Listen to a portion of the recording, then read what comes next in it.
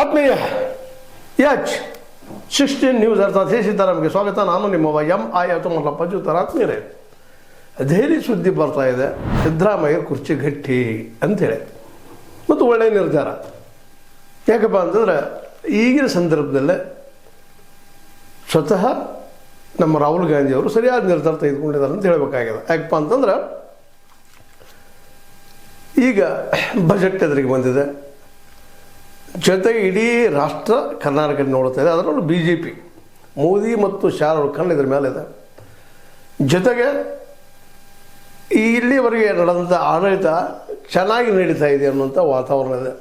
ಜೊತೆಗೆ ಸಿದ್ದರಾಮಯ್ಯನವರ ಆಡಳಿತ ಅಥವಾ ಅವರ ಒಂದು ಅನುಭವ ಇವೆರಡೂ ಇವತ್ತು ಹೈಕಮಾಂಡ್ಗೆ ಮನವರಿಕೆ ಆಗ್ಯದ.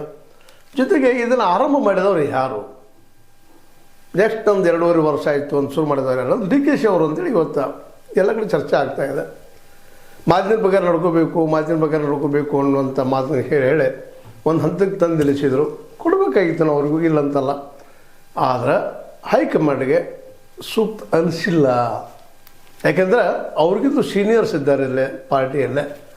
ಹೌದು, ಪಾರ್ಟಿ ಕಟ್ಟಿದ್ದಾರೆ, ಮಾಡಿದ್ದಾರೆ, ದುಡಿತಾರೆ, ವಿಶ್ವಾಸಕ್ಕೆ ಮನುಷ್ಯ, ಎರಡು ಮಾತಿಲ್ಲ.